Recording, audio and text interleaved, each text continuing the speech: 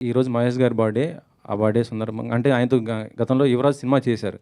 అప్పుడుగా ఆయన super star కాదు. కానీ ఇప్పుడు రాజమౌళి గారితో కూడా చేస్తూ ఒక మళ్ళీ ప్యాన్ వరల్డ్ మూవీ చేయబోతున్నంటే అంత గొప్ప స్థాయికి ఎదిగాడు కదా! ఎలా అనిపిస్తుంది? అంటే మీరు అంత ఎక్స్‌పెక్ట్ చేశారా ఈయన ఫ్యూచర్‌లో అంత గొప్పగా అవుతాడు అనేసి మీకు అనిపించిందా? మహేష్ బాబు చాలా మంచి పొజిషన్‌లోకి వెళ్తాడని నేను ఎక్స్‌పెక్ట్ చేయడం కాదండి. ప్రపంచం అంతా కూడా కన్ఫర్మ్ చేసింది. ఆయన బాలనటుడుగా ఉన్నప్పుడు ప్రపంచం కన్ఫర్మ్ చేసిన వాళ్ళు బాలకృష్ణ గారండి. ఫస్ట్ నందమూరి బాలకృష్ణ గారిని ప్రపంచం కన్ఫర్మ్ చేసింది.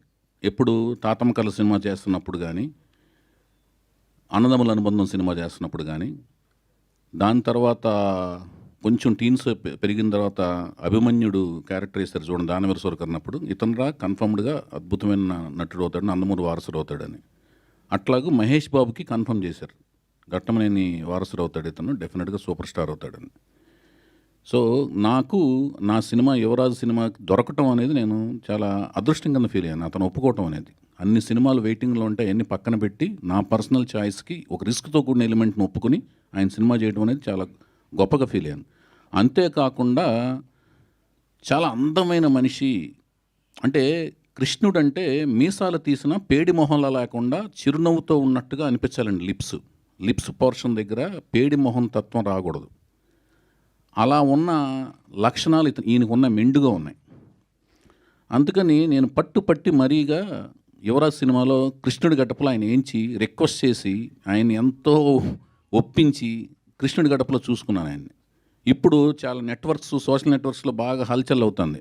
మహేష్ బాబుని కృష్ణుడి కింద వేస్తే చూడాలని అనుకుంటున్నాం అని. నాకు అప్పుడే అనిపించింది, మీకు అర్థమైంది కదా నేను చెప్పిన లాజిక్ బిహైండ్ దట్. ఆ పెదాలు ఎలా ఉండాలంటే నవ్వినా కూడా మీసాలు లేకపోయినా కూడా మృదుత్వం ఉండాలి. కృష్ణుడికి చిరునవ్వులో మృదుత్వం ఉంటేనే ఆ కృష్ణుడికి అదేంటి కోమలత్వం ఉంటుంది. ఆ కోమలత్వం ఆయనలో ఉంటుంది.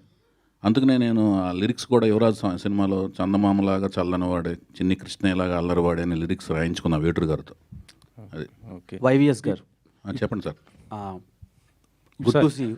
క్వశ్చన్ ఏంటంటే కీరవాణి గారితో అంటే ఇప్పుడు మ్యూజిక్ సెట్టింగ్ వేయించారా సార్? అంటే ఎలా వస్తుంది ఏంటి అది మ్యూజిక్ కంపోజింగ్ స్టార్ట్ అయిన వెంటనే స్టార్ట్ అయినాయి అని చెప్పి ఒక అద్భుతమైన వీడియో షాట్ సోషల్ నెట్వర్క్స్లో పెడతామండి.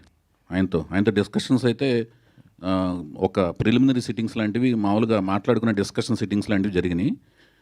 మిగతా range of sittings, next level of sittings జరిగిన వెంటనే అన్నీ నేను పెడతాను, వీడియో షాట్స్ అవి పెడతాను. ఎందుకంటే మీ సినిమాకి మ్యూజిక్ చాలా హైలైట్ ఉంటుంది, చాలా ఇంప్రెస్గా ఉంటుంది. మీ ఫస్ట్ సినిమా ఏదైనా డెఫినెట్గా అయితే ఆయన మనసు పెట్టి మనసావచ కర్మన పనిచేస్తారండి. నేను అంతే మనసావచ కర్మన ఆయనతో పని చేయించుకుంటాకి విపరీతంగా శ్రమిస్తాను, కష్టపడతాం. ఓకే సార్, నెక్స్ట్ లెవెల్లో ఉంటుంది, ఆ లెవెల్లో ఉంటుంది, అవన్నీ అసలు నేను ఎప్పుడు మాట్లాడను.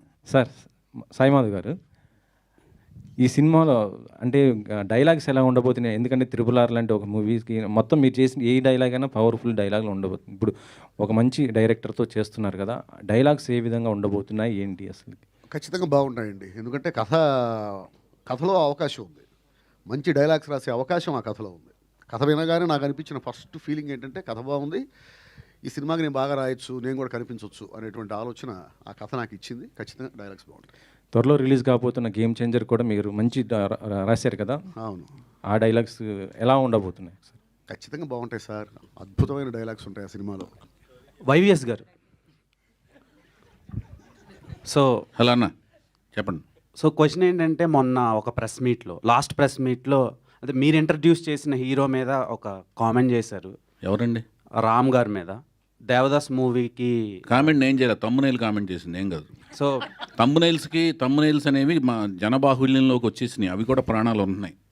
అవి ప్రాణం పోసుకుని, పురుడు పోసుకుని, ప్రాణం సంతరింపజేసుకుని అవి వికృత రూపాలే తిరుగుతున్నాయి మనుషుల మధ్యన, గోస్ట్ లాగా. సరే సార్, అలా నెగిటివ్గా బాగా స్ప్రెడ్ అయింది. లేదు, క్వశ్చన్ ఏంటంటే అది మీరు ఇంట్రడ్యూస్ చేసిన హీరో ఇప్పుడు పాన్ ఇండియా ఫిలింలో యాక్ట్ చేస్తున్నారు అండ్ రిలీజ్కి రెడీగా ఉంది. అసలు రాము, నేను పరిచయం చేసిన వెంకట్, ఆదిత్య ఓం, రామ్, సాయి ధరమ్ తేజ్, మీరు అడిగి చాలా మంచి పని చేశారు. సాయి ధరమ్ తేజ్, హరికృష్ణ గారు, వాళ్ళు నా హృదయంలో టాటూ లాగా ఉంటారు.